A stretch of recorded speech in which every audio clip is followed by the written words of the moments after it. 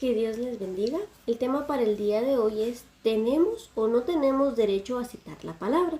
Y a través de la escritura vamos a ver en qué momento nosotros tenemos derecho o acceso a citar la palabra del Señor y en qué momento no tenemos derecho. ¿Qué actitudes de nosotros hacen que nosotros podamos acercarnos más a Dios y qué actitudes de nosotros hacen que Dios se moleste con nosotros?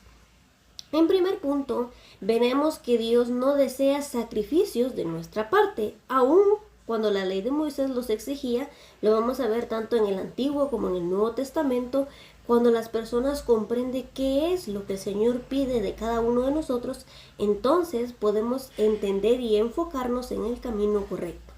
Vamos a iniciar en el Salmos capítulo 50, versículos 7 al 13 en versión PDT. Leemos honrando al Padre, al Hijo y al Espíritu Santo, dice así: Pueblo mío Israel, escúchame. Yo presento mi caso contra ti. Yo soy Dios, tu Dios. No me quejo de las ofrendas y sacrificios que me ofreces continuamente. No te voy a pedir novillos de tus corrales, ya que el dueño de todos los animales del bosque y del ganado que está en mil montes. Yo conozco a todas las aves que habitan en las montañas y son míos todos los animales que se mueven en el campo. Si tuviera hambre, no te lo diría, porque soy el dueño del mundo y de todo lo que hay en él. ¿Acaso me alimento de carne de toros o de sangre o bebo sangre de machos cabríos? Entonces, podemos ver que David ya había comprendido que el Señor no demandaba de él sacrificios u ofrendas, sino que vamos a ver más adelante qué es lo que demanda el Señor de nosotros. Pero podemos ver que es el Señor que Él ha pedido ofrendas ni sacrificios por el pecado, sino que lo que Él demanda de nosotros es la obediencia. Y aunque nosotros pudiéramos ofrecer continuamente sacrificios, tras ofrenda, pero no estamos en obediencia, solo nos estamos engañando a nosotros mismos y nuestra propia vida no es de agrado al Señor. Por eso, en el Salmo 51:16, David dice: Tú no deseas sacrificios, de lo contrario, te ofrecería uno. Tampoco quieres una ofrenda quemada. El Señor demanda de nosotros obediencia en todo. De nada me serviría a mí sacrificar animales si no estoy obedeciendo al Señor. Eso era en el antiguo pacto. Ahora existe un nuevo sacrificio que fue hecho una sola vez y para siempre. Hebreos 10:8 dice así: Primero Cristo dijo: No quisiste sacrificios de animales, ni ofrendas por el pecado, ni ofrendas por el pecado, ni ofrendas quemadas, ni otras ofrendas por el pecado. Tampoco te agradaron todas esas ofrendas, aun cuando la ley de Moisés las exige. Tanto en el Antiguo como en el Nuevo podemos ver que hay personas que comprendieron que lo que el Señor demandaba no era sacrificios de animales ni ofrendas por el pecado, aunque la ley lo exigiera. El Señor lo había establecido como una medida. Si en algún dado caso alguna persona cometía un error o una falta, esta persona podía ofrecer este sacrificio, esta ofrenda delante del Señor. Pero las personas lo tomaron como un amuleto. El pueblo de Israel ya no consideraba, ya no insistía en ofrecer sacrificios. Tanto así que podemos ver que cuando el Señor Jesús va al templo, estas personas vendían en el templo para los sacrificios. Dice que vendían palomas u otras cosas que se compraban para ofrecer sacrificios al Señor. Ya no nacían del corazón, ya no eran voluntarios, ya no sentían culpabilidad por ese pecado, ya no se sentían mal por haberle fallado al Señor. Y eso fue lo que el Señor quería que ellos entendieran, que el Señor no necesitaba sacrificios, que el Señor no necesitaba animales, porque el Señor es el dueño del mundo entero. Lo que el Señor pide y demanda de cada uno de nosotros es obediencia. Por eso, el Señor Jesús vino y se ofreció también en sacrificio, dando un nuevo pacto a los hombres. Y podemos seguir leyendo en Hebreos 10, del 9 en adelante, donde podemos ver que Jesús mismo se ofreció como sacrificio vivo, que no tenía culpa, que no tenía pecado. Dice que se ofreció solo una vez y para siempre. De manera que cada uno de nosotros nos podemos acercar al Señor y si pecamos o fallamos, que no sea pecado de muerte, el Señor nos perdona. Y pasa lo mismo en la actualidad. Muchos menosprecian el sacrificio que hizo el Señor Jesús y al de menospreciar este sacrificio, entonces estamos cayendo en el mismo error que en el antiguo pacto. Y si nosotros leemos en Hebreos 10, del 26 al 30, el Señor nos dice que si pecáremos voluntariamente ya no queda ningún sacrificio por el pecado, sino una horrenda expectativa por él. ¿Por qué? Porque dice que si por el testimonio de 2 o 3 testigos alguien faltaba a la ley de Moisés, era apedreado irremisiblemente. Dice, ¿cuánto no mayor castigo pensáis que merece el que pisoteare la sangre del Hijo del Hombre? Nosotros ya tenemos un nuevo pacto, un sacrificio solo una vez establecido y para siempre. Nosotros ya no ofrecemos sacrificios continuos de animales, sino que el Señor Jesús se ofreció como sacrificio vivo, sin mancha, sin pecado, por nosotros, de manera que si nosotros nos acercamos al Padre en el nombre de Jesús, podemos ser perdonados. Pero si no nos arrepentimos, si no convertimos, si no dejamos de pecar, entonces estamos cayendo en lo mismo y estamos pecando deliberadamente y corremos el riesgo de que el Señor no nos perdone. Miqueas 6, 6 y 7 dice así: ¿qué podemos presentar al Señor? ¿Debemos traerle ofrendas quemadas? ¿Debemos inclinarnos ante el Dios Altísimo con ofrendas de becerros de solo un año?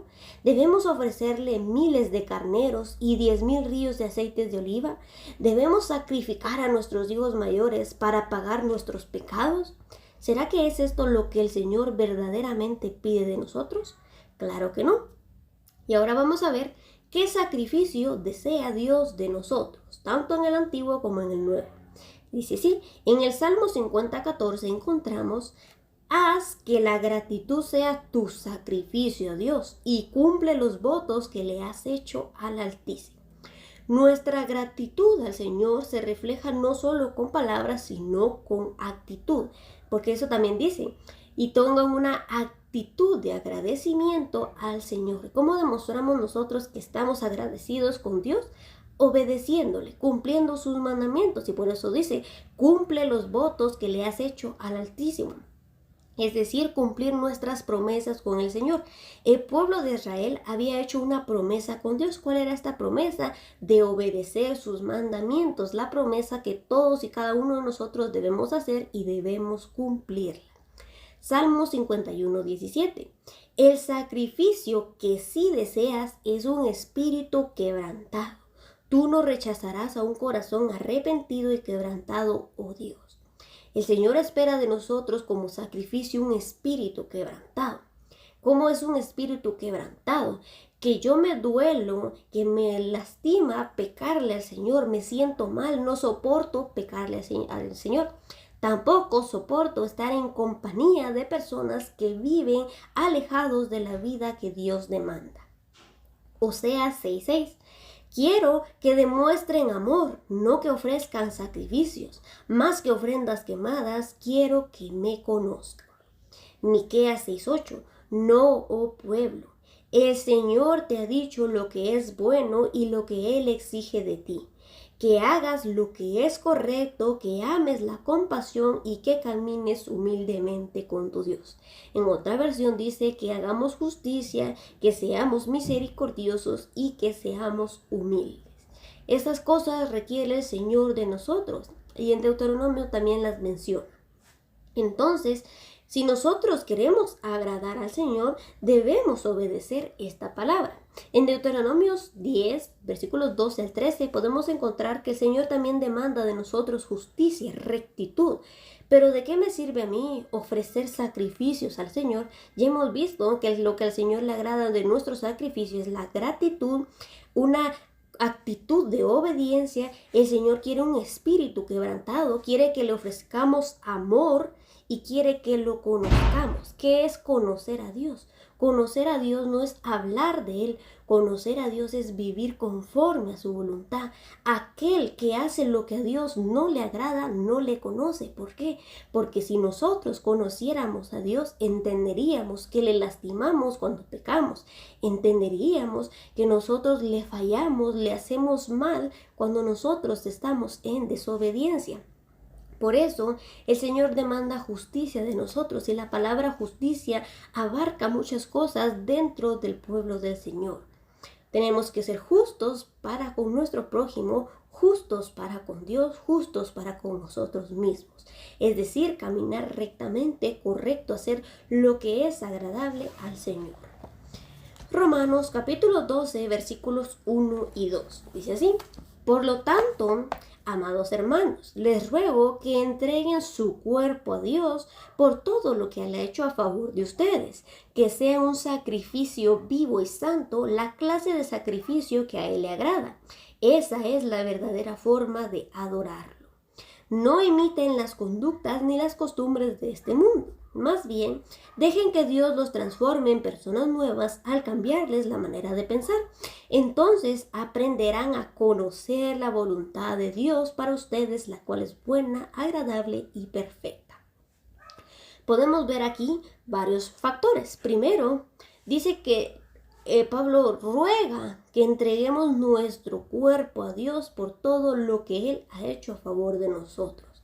Nosotros, a causa del pecado, estábamos destituidos de la gloria del Señor, pero gracias a que Dios envió a Jesucristo y Jesucristo se entregó a sí mismo por nosotros en amor, nosotros podemos acercarnos con total confianza al trono de la gracia, es decir, podemos hablar directamente con el Padre por medio de Jesucristo. ¿Por qué? Porque Él nos ha perdonado.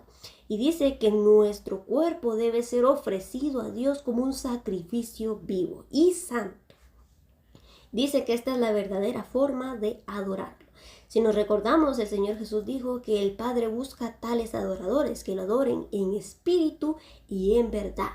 Adorar no es solo alabar, no es solo cantar al Señor, sino es también la forma en que yo vivo, porque en la forma en que yo vivo puedo o bien glorificar el nombre de Dios o bien hacer que las personas hablen mal de Dios.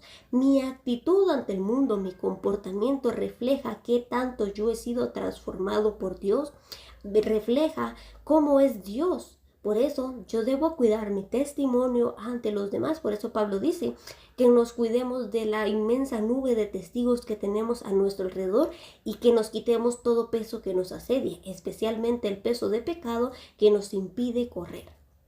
También dice que el Señor no quiere solo nuestro corazón, sino quiere alma, cuerpo y espíritu. El Señor demanda todo de nosotros. ¿Por qué? Porque el Señor nos ha comprado a precio de sangre preciosa. Entonces dice que si nosotros le adoramos, no vamos a imitar ni las conductas ni las costumbres de este mundo, sino que vamos a dejar que Dios nos transforme la mente. Cuando Dios nos transforma la mente, entonces, por ende, cambiamos nuestra manera de vivir. Entonces dice que cuando nosotros cambiamos nuestra manera de vivir, aprenderemos a conocer verdaderamente cuál es la voluntad de Dios. Si yo no dejo que Dios me transforme, no puedo conocer genuinamente cuál es la voluntad de Dios. Y la voluntad de Dios para cada uno de nosotros es buena, agradable y perfecta.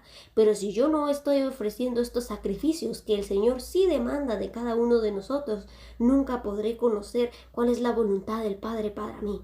Pero si yo ofrezco gratitud, cumplo con el Señor, tengo amor, soy agradecido, demuestro una actitud de agradecimiento, soy justo, soy compasivo, misericordioso, soy humilde, entrego mi cuerpo al servicio del Señor, entonces verdaderamente estoy haciendo la voluntad del Padre, verdaderamente estoy haciendo lo que a Dios le agrada.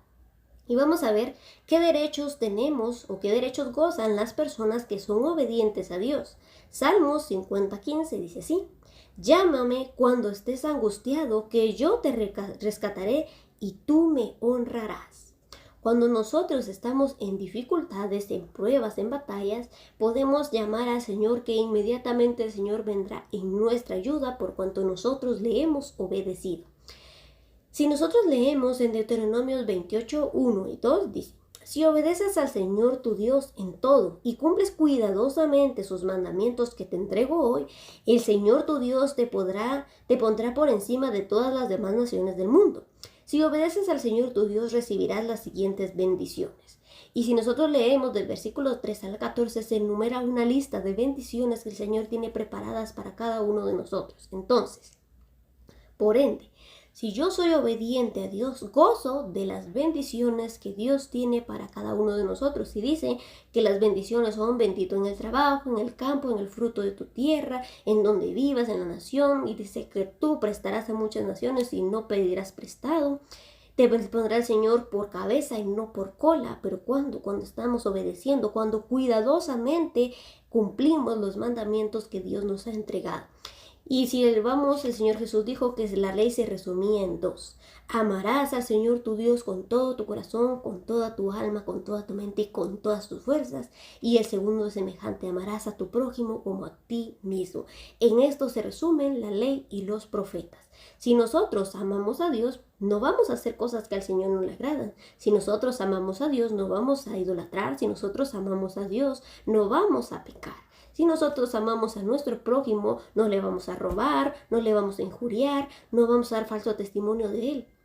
En eso consiste todo. Si nosotros aprendemos verdaderamente lo que es el amor, vamos a poder agradar al Señor y vamos entonces a gozar de sus bendiciones y de su protección. Hablando también de bendiciones espirituales, es el trabajo que el Señor nos ha dotado de capacidades y que podemos ofrecer para Él. La bendición en sí es la vida misma, el tener salud, poder trabajar, poder disponer para el Señor. Esas también son bendiciones. Ahora bien, vamos a ver ¿quiénes no tienen derecho a las cosas que el Señor ofrece? Salmo 50:16 dice así: pero Dios dice al perverso, ¿con qué derecho citas mis enseñanzas y hablas de mi pacto? Si una persona es perversa, si una persona es mala, si una persona es desobediente a Dios, entonces Dios le dice, ¿con qué derecho citas mi palabra? Y si nosotros al citar la palabra encontramos promesas de sanidad, de liberación, de oración, de fortaleza, de ayuda, de oración, de ayuno, de vigilia, en la palabra de Dios encontramos palabra para toda ocasión, para todo momento. Y si yo no estoy siendo obediente al Señor, entonces me voy a presentar delante del Señor y le voy a decir, Señor, tu palabra dice esto, esto y esto. Muchos nos gusta el Salmo 91.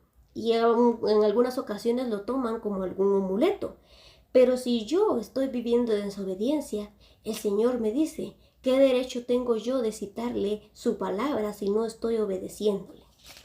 ¿Cómo puedo yo presentarme o con qué cara me voy a presentar delante del Señor si estoy siendo infiel? ¿Con qué cara me puedo presentar yo delante del Señor si no le estoy obedeciendo y no estoy cumpliendo?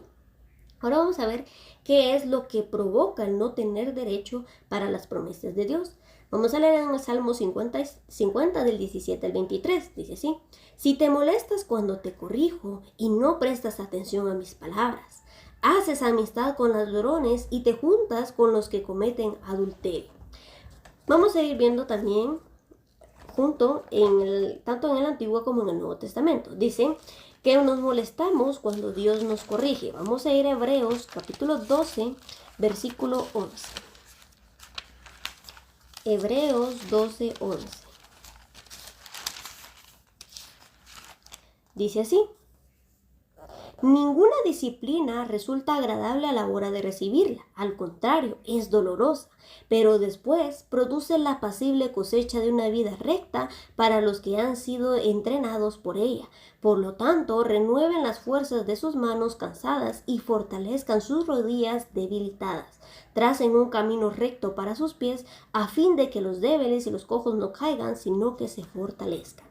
Entonces, si nosotros leemos incluso desde el 7 hasta el 13, dice que nosotros muchas veces no nos gusta la disciplina o nos puede resultar dolorosa. Pero cuando aceptamos la disciplina, la corrección de Dios, entonces nos va a producir un cambio en nuestra vida. Entonces dice que vamos a producir la apacible cosecha de una vida recta para los que han sido entrenados por ella. La disciplina del Señor nos entrena para vivir de acuerdo a la voluntad del Padre. Dice que incluso Jesús fue sometido a obediencia hasta llegar a la muerte y muerte de cruz. Él padeció, Él tuvo que sufrir para aprender también la obediencia, dice. Nosotros también padeceremos y aprenderemos también lo que es la obediencia. Ahora dice, haces amistad con los ladrones y te juntas con los que cometen adulterio. Vamos a ir a 2 de Corintios, capítulo 6, versículos 14 al 16. Segunda de Corintios 6, 14 al 16. Dice así: no se asocien íntimamente con los que son incrédulos. ¿Cómo puede la justicia asociarse con la maldad? ¿Cómo puede la luz vivir con las tinieblas? ¿Qué armonía puede haber entre el Cristo y el diablo? ¿Cómo puede un creyente asociarse con un incrédulo? ¿Y qué clase de unión puede haber entre el templo de Dios y los ídolos? Pues nosotros somos el templo del Dios viviente, como dijo Dios: viviré en ellos y caminaré entre ellos, y yo seré su Dios, y ellos serán mi pueblo. Entonces, cuando nosotros compartimos compañerismo con personas que son incrédulas, con personas que hacen lo que no le agrada al Señor, entonces nos estamos haciendo partícipes de su maldad, estamos aprobando su maldad. Incluso Juan dice que tales personas que practican lo malo, que ni aún las recibamos en casa, porque con el hecho de saludarlas ya nos estamos haciendo partícipes de sus pecados. También Pablo dice que no impongamos las manos con ligereza porque podemos hacernos partícipes de su pecado. También Pablo dice en Efesios 5 que nosotros no ocultemos la luz, que si sabemos que alguien está pecando, parafraseando, si sabemos que alguien está pecando, que lo saquemos a la luz y se lo hagamos de manifiesto, porque de lo contrario también nos hacemos partícipes de su pecado. No podemos nosotros reírnos cuando hacen chistes obscenos. No podemos nosotros estar en compañerismo con personas que tienen un vocabulario inadecuado, con personas que tienen mentalidad en doble sentido. No podemos nosotros caminar con aquel que no está caminando con Dios. ¿Por qué? Porque ¿qué comunión tiene la luz con las tinieblas? Seguimos leyendo. Pero te voy a reprender y te acusaré cara a cara. Siempre estás diciendo mentiras y engañando a la gente y haciendo el mal. Hablas mal hasta de tus propios hermanos, calumnias al hijo de tu misma mamá. Entiéndanlo bien, ustedes que se olvidan de Dios, no sea que los haga pedazos y no haya quien los salve. El que hace una ofrenda de agradecimiento, me honra, pero al que viva según mis enseñanzas, le daré mi salvación. Entonces dice, primero, debemos entender que el Señor es misericordioso, pero no debemos aprovecharnos de esa misericordia, porque todo tiene un límite, incluso Dios tiene un límite. Si nosotros trazamos ese límite, corremos el riesgo de perder todo lo que hemos avanzado. Entonces, la palabra del Señor me dice a mí que yo debo vivir en obediencia para con Dios, porque de lo contrario el Señor dice me puede hacer pedazos. Dice, el que hace una ofrenda de agradecimiento me honra, pero al que vive según mis enseñanzas le daré mi salvación. Entonces, podemos ver cómo al Señor le podemos agradar. Al Señor le agrada el agradecimiento y le agrada esta ofrenda, pero tiene que ir de la mano con la obediencia. ¿Por qué? Porque dice que lo podemos honrar, pero no dice que junto con la honra tendremos la salvación. Por eso dice, pero al que vive según mis enseñanzas, le daré mi salvación. El que vive conforme a la voluntad del Padre, entonces puede entrar en el reino de los cielos. Por eso el Señor Jesús dijo que Él había venido a hacer la voluntad del Padre y no la suya.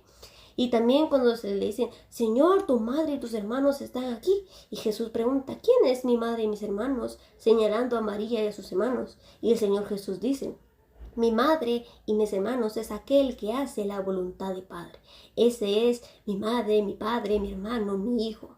Entonces, si nosotros verdaderamente hacemos la voluntad del Padre, obtendremos salvación.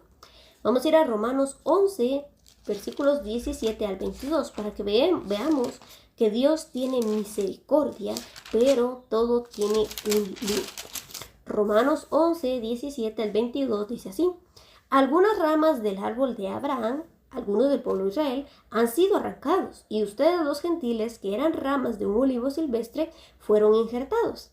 Así que ahora ustedes también reciben la bendición que Dios prometió a Abraham y a sus hijos, con lo cual comparten con ellos el alimento nutritivo que proviene de la raíz del olivo especial de Dios.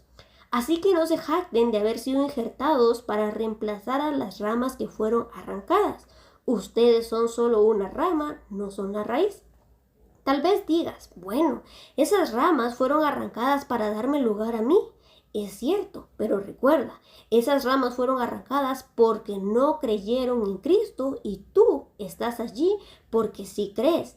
Así que no te consideres tan importante, más bien teme lo que podría suceder. Pues, si Dios no perdonó a las ramas originales, tampoco te perdonará a ti. Fíjate en que Dios es bondadoso, pero también es severo. Es severo con los que desobedecen, pero será bondadoso contigo si sigues confiando en su bondad. En cambio, si dejas de confiar, tú también serás arrancado por completo. Claramente podemos ver la obediencia y la desobediencia. En este caso está hablando del pueblo de Israel y de los gentiles. Y sabemos que esa vid es Dios. Y dice que el pueblo de Israel es esa raíz. Y nosotros fuimos injertados, es decir, los gentiles fuimos injertados en esas ramas. ¿Por qué? Porque el pueblo de Israel no reconoció al Señor Jesucristo. Y como nosotros sí creímos en Él, por eso el Señor Jesús dice, bienaventurado el que no vio y creyó. Es a nosotros, bienaventurados. Porque no le hemos visto, pero creemos en Él, tenemos su confianza. Entonces, hemos sido injertados en Dios de manera que Él nos da vida. Pero dice que tengamos cuidado de no sentirnos tan importantes. En otra palabra dice que tengamos cuidado de no creernos suficientes, de decir, yo no voy a pecar, porque entonces podemos caer y ese error nos puede llevar a costar la vida. Dice, pues si Dios no perdonó a las ramas originales, tampoco te perdonará a ti. Hay ocasiones en que Dios no perdona y también lo podemos ver en Primera de Pedro cuando dice que si el Señor no perdonó a los ángeles caídos, sino que los condenó hasta el fin del mundo en prisiones de oscuridad, Dios no perdonó al mundo antiguo, sino que fue anegado en agua. Dios no perdonó a Sodoma y a Gomorra, sino que fueron quemados. Entonces, ¿qué nos hace creer que si nosotros llevamos una conducta igual que este pueblo, alejado de Dios, viviendo como yo quiero, vamos a ser perdonados? No, tengamos ese cuidado. Dios es tan misericordioso, pero no tengamos en poco su misericordia. Muchas veces tomamos muy en poco la misericordia del Señor y dicen, pero si el Señor me va a perdonar, pero si yo me acerco a Él, Él me perdona. Pero el Señor quiere un cambio de actitud. El Señor quiere una renovación completa de nuestra actitud. Fíjate en que Dios es bondadoso, pero también es severo.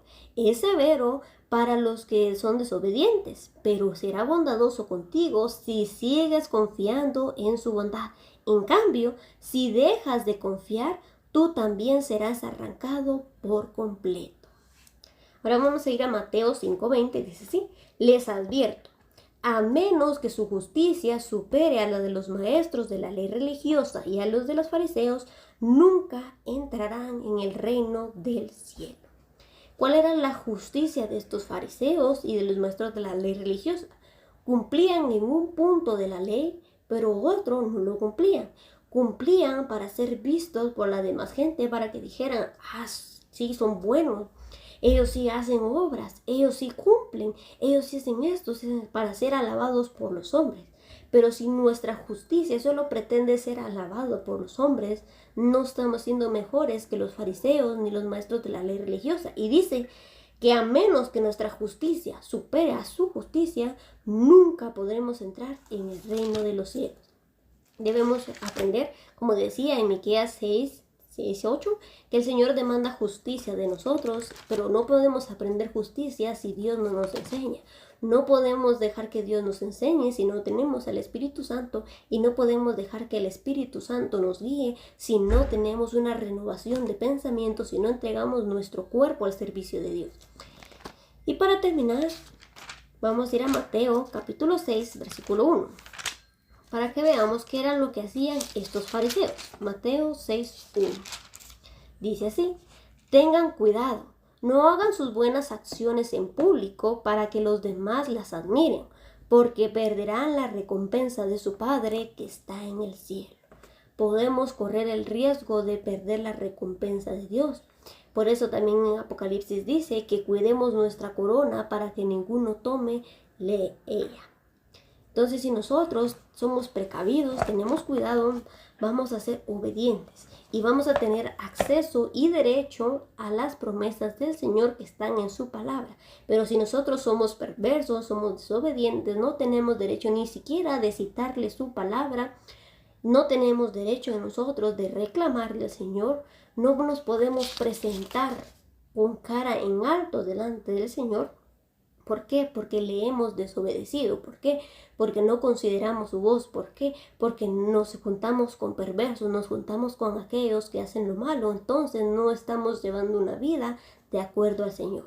Espero que esta palabra haya sido de bendición para cada uno de ustedes y que día con día el Señor nos siga transformando la mente y por ende nuestras conductas para ir agradando cada vez más al Señor. Como Pablo dijo, no que ya seamos perfectos o que ya lo haya alcanzado, pero una cosa hago, prosigo al blanco perfecto. Así que todos juntos, unánimes, prosigamos al blanco que es Cristo. Y recordemos que nuestra estatura, nuestra medida es ser igual que Cristo. Que Dios les bendiga.